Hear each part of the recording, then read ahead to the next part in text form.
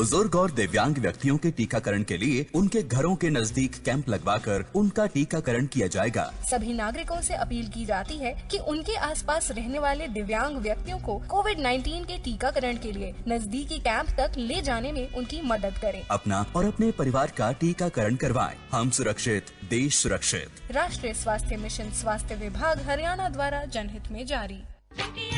दूसरा बच्चा मुबारक हो भाभी, तुम्हारा परिवार पूरा हो गया। अब ऑपरेशन कराना है कि? आज के युग में 2 बच्चों को ही सही से पाल लो, यही बड़ी बात है। पर मुझे ऑपरेशन से डर लगता है। ये तुम्हारा वहम है कि कुछ हो जाएगा। तुम ऑपरेशन करवाना नहीं चाहती तो कोई बात नहीं, एक बहुत ही आसान तरीका है। वो क्या? IUD 380A। इसे लगा लो और 10 साल की छुट्टी, उसके बाद फिर लगवाया जा सकता है। ये किसी भी स्वास्थ्य केंद्र में मुफ्त लगवाया जा सकता है। राष्ट्रीय स्वास्थ्य मिशन, स्वास्थ्य विभाग हरियाणा द्वारा जनहित में जारी। नमस्कार, आकाशवाणी चंडीगढ़ से प्रादेशिक समाचारों के साथ मैं रत्तिका। पहले इस बुलेटिन के मुख्य समाचार। प्रधानमंत्री नरेंद्र मोदी ने देश में कौशल विकास पर जोर देते हुए कहा कि कौशल विकास आत्मनिर्भर भारत का प्रमुख आधार है। हरियाणा में आज लगभग 70,000 लोगों को कोविड वैक्सीन का टीका लगाया गया। नागर विमानन मंत्रालय ने नई ड्रोन नियमावली जारी की। नियमावली को लेकर लोगों से 5 तारीख तक सुझाव मांगे गए। और हरियाणा में कल से स्कूल खुलेंगे, कक्षाएं शुरू करने के लिए स्कूलों में पुख्ता प्रबंध किए गए। देश भर में 18 वर्ष से अधिक आयु के सभी लोगों के लिए सरकारी केंद्रों में निःशुल्क टीकाकरण अभियान चलाया जा रहा है। आपसे अपील है कि कोविड वैक्सीन का टीका जरूर लगवाएं और इन आसान उपायों का पालन करें। मास्क लगाएं, 2 गज की सुरक्षित दूरी बनाए रखें, बार-बार हाथ धोने और साफ सफाई का ध्यान रखें।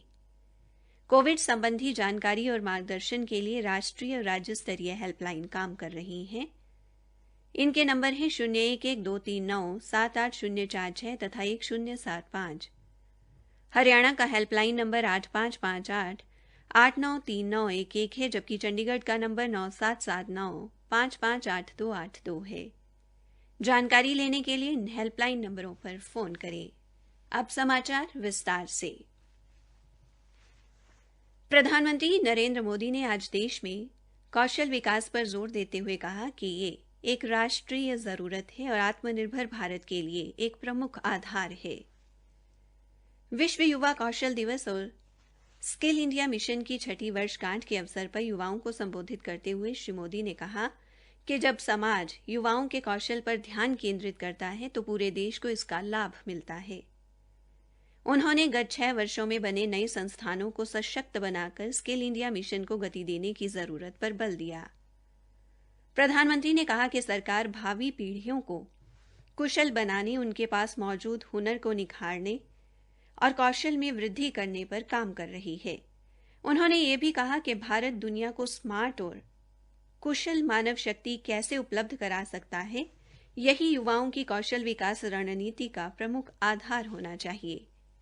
श्री मोदी ने कहा कि भारत के कुशल कार्यबल ने कोविड-19 के खिलाफ लड़ाई में देश की मदद की और महामारी के कारण उत्पन्न चुनौतियों ने विश्व युवा कौशल दिवस का महत्व और बढ़ा दिया है। प्रधानमंत्री ने इस बात पर जोर दिया कि सीखना केवल पैसे कमाने तक ही सीमित नहीं होना चाहिए तथा लोगों को समय समय पर अपना कौशल विकसित करते रहना चाहिए।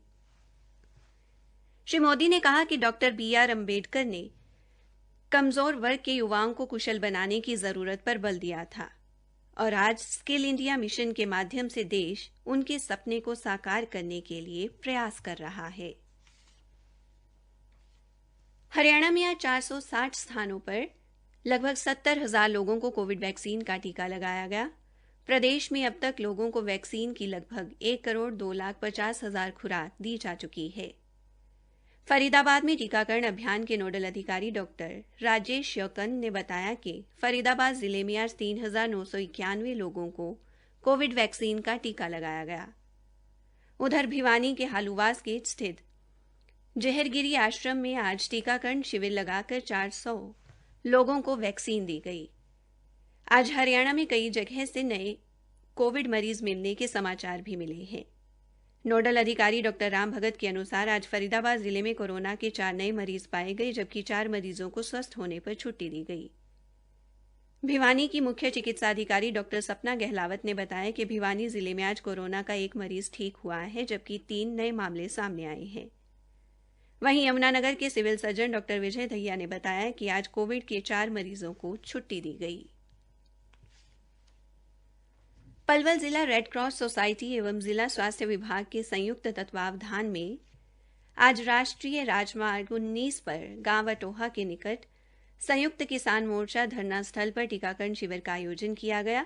शिविर में किसानों को वैक्सीन का पहला और दूसरा टीका लगाया गया। हरियाणा सरकार को चंडीगढ़ अंतर्राष्ट्रीय हवाई अड्डा लिमिटेड द्वारा वर्ष 2020-21 के लिए 3 करोड़ 56 लाख रुपए का लाभांश चेक दिया गया। मुख्यमंत्री मनोहर लाल ने चंडीगढ़ अंतर्राष्ट्रीय हवाई अड्डा लिमिटेड के मुख्य कार्यकारी अधिकारी अजय कुमार, मुख्य वित्तीय अधिकारी राकेश डेम्बला और कंपनी सचिव से ये चेक प्राप्त किया। एक सरकारी प्रवक्ता ने बताया कि चंडीगढ़ हवाई अड्डा लिमिटेड, जो कि भारतीय विमानन प्राधिकरण और हरियाणा एवं पंजाब सरकार का एक संयुक्त उद्यम है, जिसमें हरियाणा सरकार की 24.5% हिस्सेदारी है। उन्होंने बताया कि लाभांश का भुगतान वर्ष 2020-21 के लिए किया गया है और कर चुकाने के बाद 3 करोड़ 20 लाख रुपए का लाभांश प्राप्त हुआ है।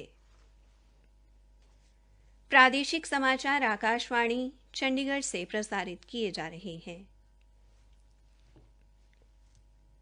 नागर विमानन मंत्रालय ने सार्वजनिक परामर्श के लिए नई ड्रोन नियमावली जारी की है। ये नए ड्रोन नियम इस वर्ष 12 मार्च को जारी यूएएस नियमों का स्थान लेंगे। लोग अगले महीने की 5 तारीख तक इस बारे में अपने सुझाव दे सकते हैं। ड्रोन नियम 2021 के मसौदे के अनुसार डिजिटल स्काई प्लेटफॉर्म पर मानवीय संपर्क कम से कम होगा और अधिकतर अनुमति स्व उत्पन्न होगी। आज्ञा न मिलने पर ड्रोन को ना उड़ाना, वास्तविक समय पर ड्रोन का पता लगाने वाले यंत्र, जियो फेंसिंग जैसे सुरक्षा प्रबंध भविष्य में अधिसूचित किए जाएंगे। ड्रोन और ड्रोन के हिस्सों के आयात को विदेशी व्यापार महानिदेशालय द्वारा विनियमित किया जाएगा। सभी ड्रोन प्रशिक्षण और परीक्षण एक अधिकृत ड्रोन स्कूल द्वारा किए जाने हैं। हरियाणा के नवनियुक्त राज्यपाल बंडारू दत्तात्रेय ने आज राज्य के 18वें राज्यपाल के रूप में शपथ ली। हरियाणा राजभवन में आयोजित समारोह में पंजाब एवं हरियाणा उच्च न्यायालय के मुख्य न्यायाधीश न्यायमूर्ति रविशंकर झा ने उन्हें पद एवं गोपनीयता की शपथ दिलाई। श्री बंडारू दत्तात्रेय ने शपथ ग्रहण समारोह में आए महानुभावों से व्यक्तिगत रूप से मुलाकात की और उनकी शुभकामनाएं स्वीकार की। इस दौरान हरियाणा सशस्त्र पुलिस की विशेष टुकड़ी ने राज्यपाल को गार्ड ऑफ ऑनर दिया। समारोह में राज्यपाल की पत्नी श्रीमती बंडारू वसंता, पुत्री बंडारू विजय लक्ष्मी और उनके परिवारजन व रिश्तेदार, पंजाब के राज्यपाल वीपी सिंह बदनौर, हरियाणा के मुख्यमंत्री मनोहर लाल, उप मुख्यमंत्री दुष्यंत चौटाला, गृह मंत्री अनिल विज, कृषि मंत्री जेपी दलाल सहित कई गणमान्य व्यक्ति उपस्थित रहे। हरियाणा में कल से 9वीं से 12वीं कक्षा तक के लिए सरकारी स्कूल खोले जा रहे हैं। हमारे संवाददाता ने बताया है कि इसके लिए अभिभावकों की अनुमति जरूरी की गई है। करनाल में शिक्षा विभाग ने स्कूलों में कक्षाएं शुरू करवाने के पुख्ता प्रबंध कर लिए हैं। स्कूलों में एक दिन में केवल 50% बच्चों की कक्षाएं लगाने की अनुमति होगी। ऐसे में शेष 50% बच्चों को दूसरे दिन बुलाया जाएगा। करनाल के जिला शिक्षा अधिकारी राजपाल सिंह ने बताया कि स्कूलों में आने वाले इन बच्चों के स्वास्थ्य की देखरेख के लिए समितियां बनाई गई हैं। फरीदाबाद की जिला शिक्षा अधिकारी श्रीमती ऋतु चौधरी ने बताया कि स्कूलों को 4 भागों में बांटा गया है। जिला शिक्षा अधिकारी ने बताया कि प्रत्येक कक्षा को अलग रंग के रिबन दिए जाएंगे। छात्रों का तापमान व हाजिरी अवसर ऐप पर दर्ज होगा। इसी के साथ प्रादेशिक समाचार समाप्त हुए। जवानी की रेल कहीं छूट न जाए। बड़े खुश लग रहे हो भैया। तनाव ना रहे तो जीवन का असली मजा आता है। जब से मैंने नसबंदी कराई है कोई डर ही नहीं रहा। पर मैंने सुना है कि नसबंदी के बाद कमजोरी हो जाती है। अरे सब बकवास है। मैं तो कहूँ कि ताकत और बढ़ जाती है, क्योंकि नसबंदी कराने के बाद गर्भ ठहरने का खतरा बिल्कुल नहीं रहता और तुम खुल कर आनंद ले सकते हो। इसमें वक्त और खर्च भी। अरे भैया, न चीर न फाड़ और आधे घंटे में छुट्टी। किसी भी स्वास्थ्य केंद्र में मुफ्त में नसबंदी की जाती है। भैया तब तो मैं भी चला। राष्ट्रीय स्वास्थ्य मिशन, स्वास्थ्य विभाग हरियाणा द्वारा जनहित में जारी।